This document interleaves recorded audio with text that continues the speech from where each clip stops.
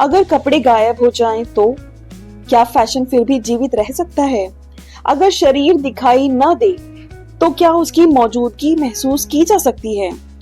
दक्षिण कोरिया की कलाकार ग्यूम की-सुक इन्हीं सवालों के जवाब तलाशती हैं।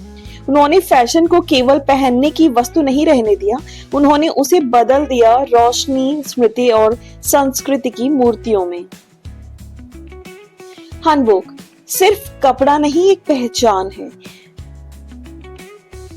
कोरिया में हनबोक केवल कपड़ा नहीं था, यह एक सामाजिक पहचान था, सम्मान का प्रतीक था और कई बार भावनाओं की भाषाएं भी।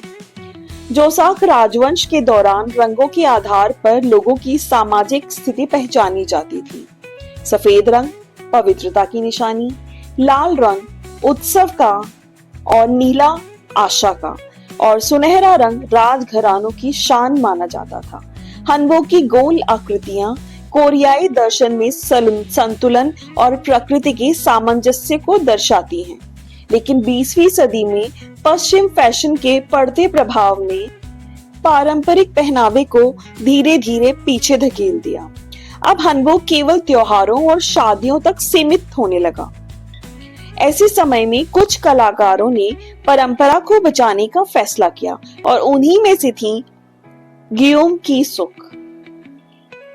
ग्यूम की-सुक ने फैशन डिजाइन की पढ़ाई की और बाद में एक शिक्षिका भी बनी, लेकिन उनके लिए फैशन केवल सुंदर कपड़े बनाना नहीं था। वह पूछती थी, क्या कपड़ों के भीतर छिपी आत्मा को देखा जा सकता है?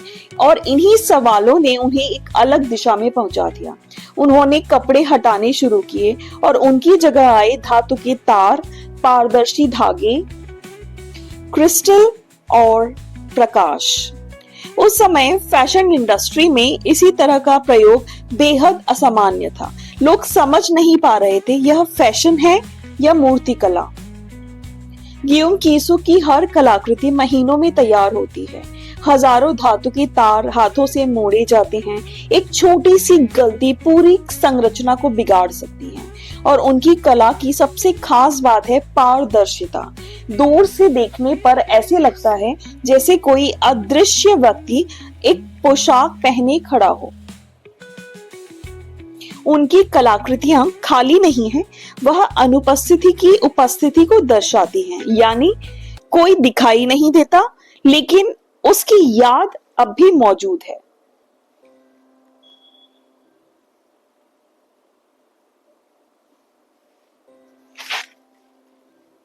2018 में पूरी दुनिया की नजर दक्षिण कोरिया पर थी।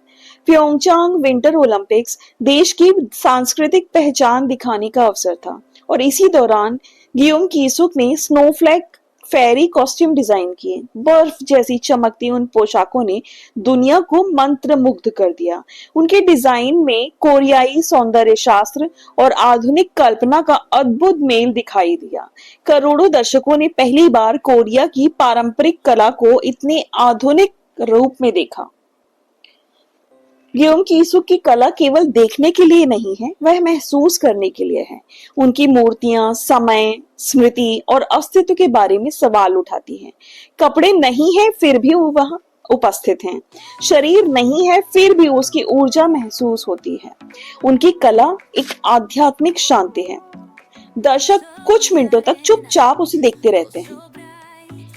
आज ग्यूम की-सुक केवल एक कलाकार नहीं है, वह एक सांस्कृतिक पुल है। उन्होंने यह साबित किया कि परंपरा को बचाने का सबसे अच्छा तरीका उसे बदलने से डरना नहीं है।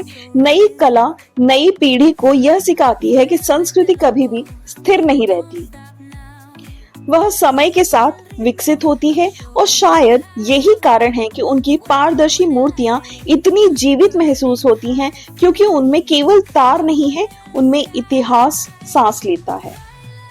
कुछ कलाकार कपड़े बनाते हैं, कुछ कलाकार मूर्तियां, लेकिन ग्यूम की-सुक यादों को आकार देती हैं।